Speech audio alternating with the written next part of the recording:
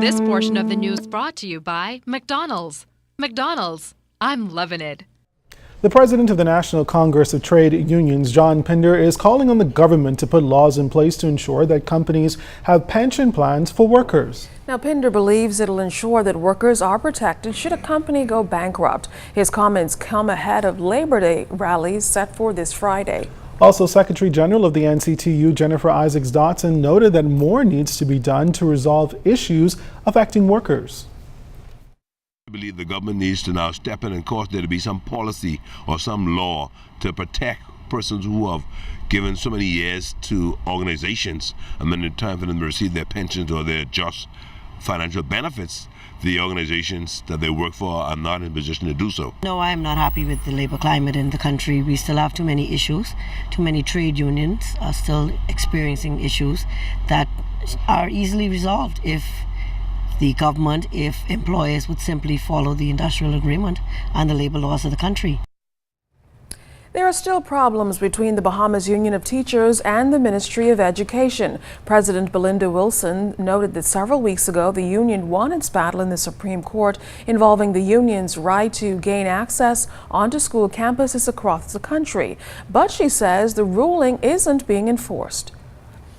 We're still having a challenge with the government side adhering to what was ruled in the courts. So we've had our lawyer petition the court again to ensure that what instructions were given by the Chief Justice is actually followed through.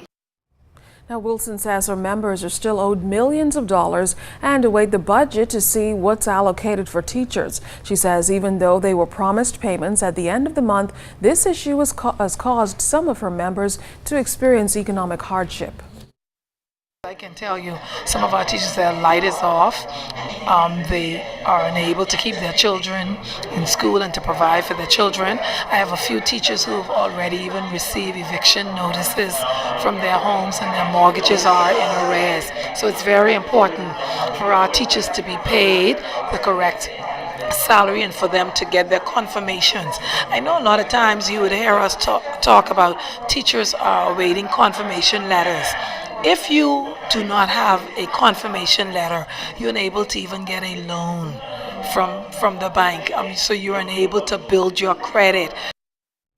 In the midst of bank consolidation, with hundreds of employees being laid off thus far for the year, President of Commonwealth Bank Ian Jennings says that while there is need for some internal training and development, the bank is not looking at any readjusting exercises. Jennings also noted that they are looking at operating efficiencies, stating that given the economic climate, every dollar has to be spent wisely. Apart from interest expense, our staff cost is one of our largest costs. But we did talk about the need for the training and development of our staff. So it's not that we're going to be, you say consolidating stuff. We're not going to be significantly readjusting our staffing levels. We're just going to be looking at trying to make sure that we can get more productivity out of the existing level of staff members. We are a Bahamian bank. There's no such thing as consolidating our operations into another jurisdiction because we have no other jurisdiction. Chairman of the Free National Movement, Darren Cash, has responded to comments made by the Deputy Leader, Loretta Butler Turner, to the media that she may be seeking the leadership post in the party. Cash says there's no opening right now, though.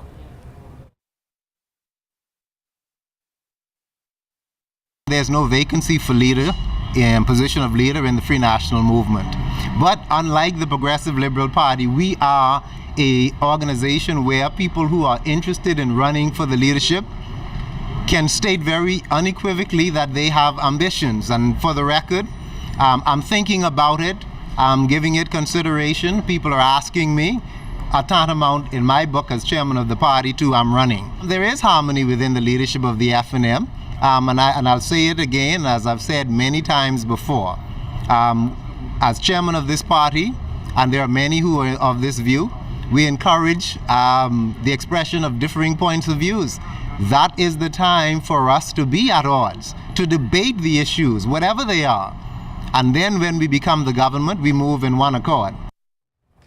The United Nations High Commission for Refugees is hosting a 4-day training program here in the Bahamas at the Paul Farquharson Center. And as Jared Higgs tells us, the training conference focuses on the controversial issue of refugee protection and statelessness. With so many immigrants coming to our shores, some fleeing their homeland for safety reasons, the United Nations Refugee Agency wants to ensure that the Bahamas has the proper mechanism in place to deal with asylum seekers. That group is hosting a training seminar tackling the complex issues of statelessness, asylum seekers, and those looking for refugee status. Heading the UN team is Simone Schwartz Delgado, who says because of our geographical location, mainly Haitian and Cuban refugees come here.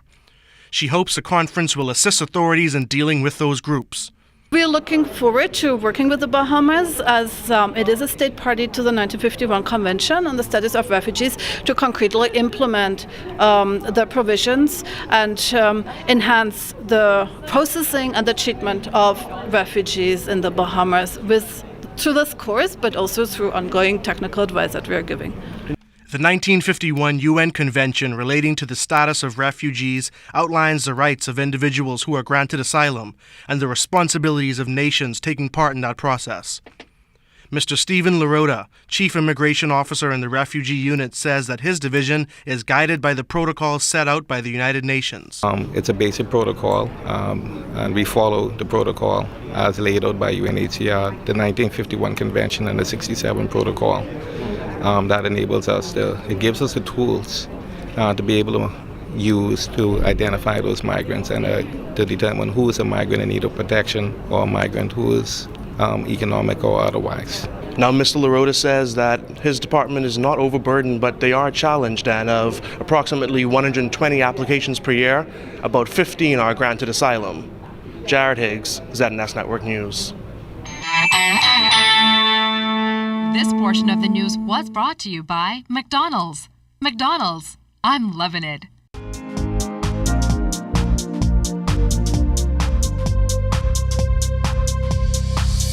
This is your Royal Fidelity Business News. I'm C.S. Scatterly. Bahamas Chamber of Commerce and Employers Confederation's co-chair for Responsible Taxation Coalition, Gowan Bowe, says the new date for value-added tax is still very aggressive, and now the issue will be how Bahamians are able to prepare for its implementation early next year. It is going to require all stars being aligned. So it is going to require tremendous effort on the part of the government to ensure that they live up to their end of the deal, which is getting the legislation, regulation, and guidelines into the public domain as quickly as possible. It is going to require them actually going ahead with a private sector-led type initiative that will enable the concerns to be voiced, addressed, rectified, or resolved as best as you can in a very short time frame. In other business news, the Bahamas is looking to make its mark at the annual Caribbean Week in New York as tourism officials are vigorously working to present the country as the premier destination choice in the region. They are also looking to communicate the Bahamas' message to key contacts in media, wedding and honeymoon, travel agents, wholesalers, industry partners, consumers, and promotional contacts. Tourism Minister Obi Wilshcombe is leading the delegation. Prime Minister Perry Christie is also expected to travel to New York for the event, and they are expected back in the capital on Friday. And in international news, Eurozone inflation fell to 0.5% in May, down from 0.7% in April and well below the European Central Bank's 2% target. Figures from EU Statistics Office Eurostat also show that Eurozone unemployment rate fell slightly to 11.7% in April from 11.8% in March. The drop means 18.75 million were unemployed in April. In total, the number of people unemployed fell by 76,000 between March and April. This has been your Royal Fidelity Business News. I'm C.S. Scatterly.